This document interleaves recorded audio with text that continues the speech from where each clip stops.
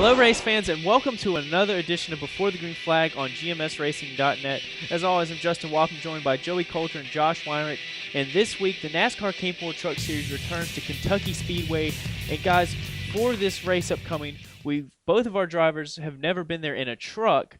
What do you see as the big challenges heading into this track for them? It's bouncy. Yeah, it's Kentucky's rough, and it's gotten more and more rough year after year. And it's not one of those places where you can kind of hide from the bumps. They're everywhere. Front stretch, turns 1 and 2. I think the back stretch may be relatively smooth. Like a motor coach lot is pretty smooth too. Yeah, but as soon as you get back into 3, really rough again all the way. The front stretch is just, it's almost like motocross racing. I mean, it's rough, but the surface has still got a lot of grip across, the whole width of it. So the racing's always a blast.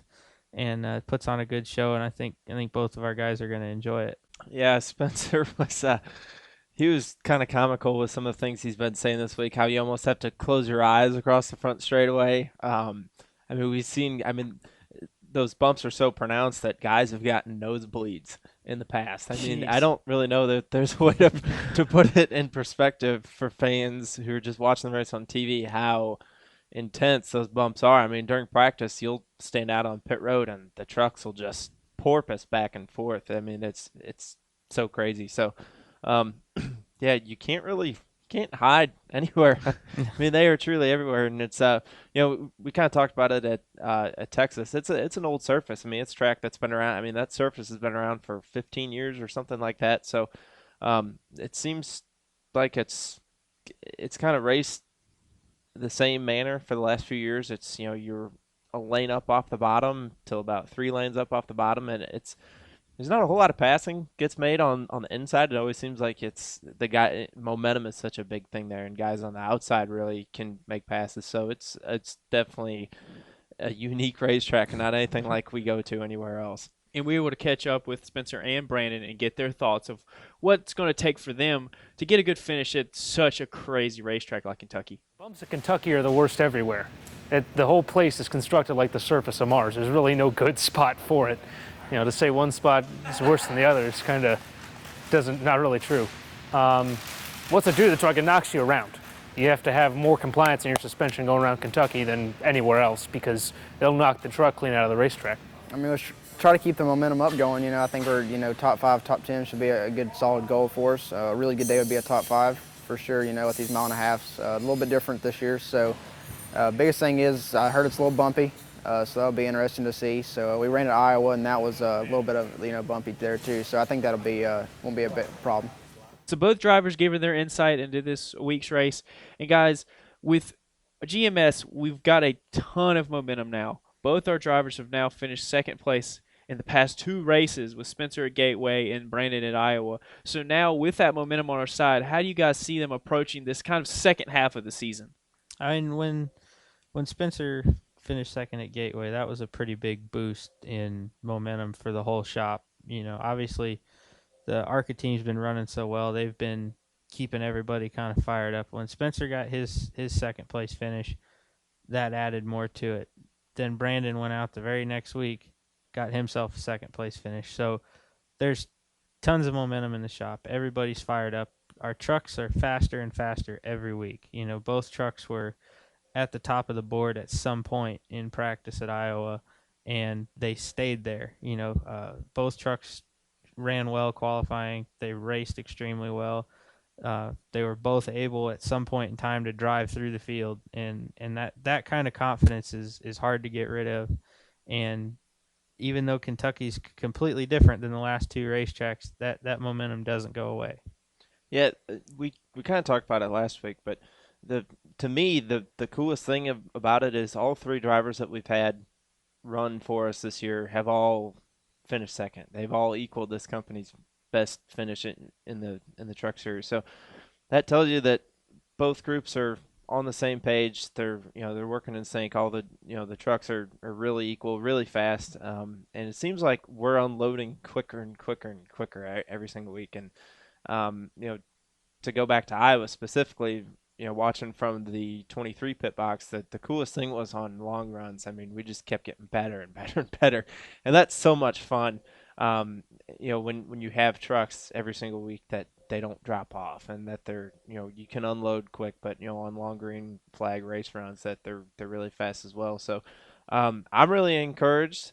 I mean, this has been so much fun these last couple of races, and Spencer got knocked down his first top 10 of the season at Charlotte back in May. So going back to a mile and a half, Brandon's had really good speed on the mile and a halves too. So hopefully we can nail down some finish this year on the intermediate tracks.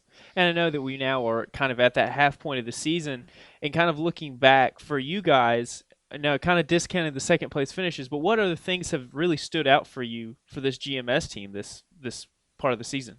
I mean, just everybody's ability to rebound, and again, that's what shows the depth of the team that you have, is how quickly you can take a bad day and make it not so bad. Mm-hmm. And every team, Grant and ARCA guys, and 23 and the 33, every team's rebounded at some point and turned what could be a really bad day and made it a not so bad night. So just seeing that really gets me excited, especially on the truck side, because both guys have had to do it, and it's been almost a guaranteed 20th or worst finish, and they come out of there with a top 10 or top 15. So that's really encouraging. Yeah, I think not only just in individual races, but the season as a whole as well.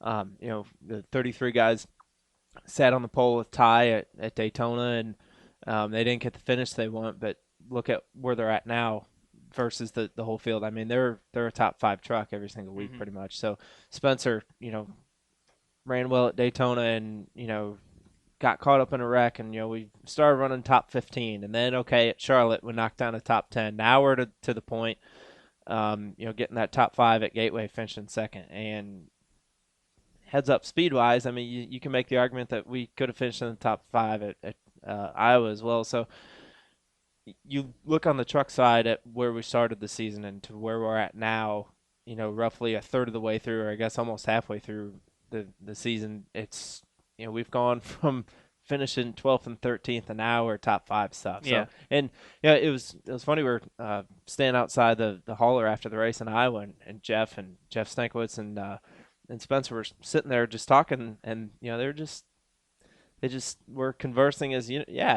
we're knocking down top 10s. When you start knocking down top 10s, you're going to knock down top 5s, and then guess what happens? Yep, So, exactly. The best part. Yeah, it's like anything else. It's just a natural progression, and it's really nice to see that those guys are really getting the results that they truly deserve. So now we turn our attention to Kentucky Speedway Thursday at 7:30 p.m. Eastern Standard Time at the UNOH 225. And Josh, also, I know we have a really cool thing with some high school students going on at our pit box at the race. Yeah, Kentucky Speedway's put this program together. This is the second year now that they've had high school students as part of the STEM program, the science, technology, engineering, and math. Basically, we're going to be hosting some high school kids and get them immersed into the daily happenings of a race weekend for race teams, and just show them all those subjects are directly applied into what we do at the racetrack here at the shop.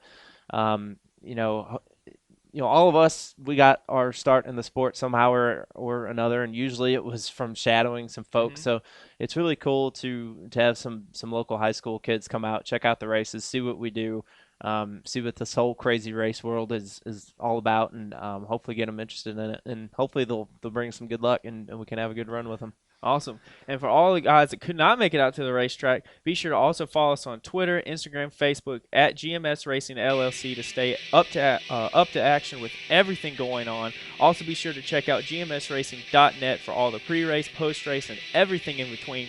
And for everyone here at Before the Green Flag, thanks for watching this episode, and we'll see you next week.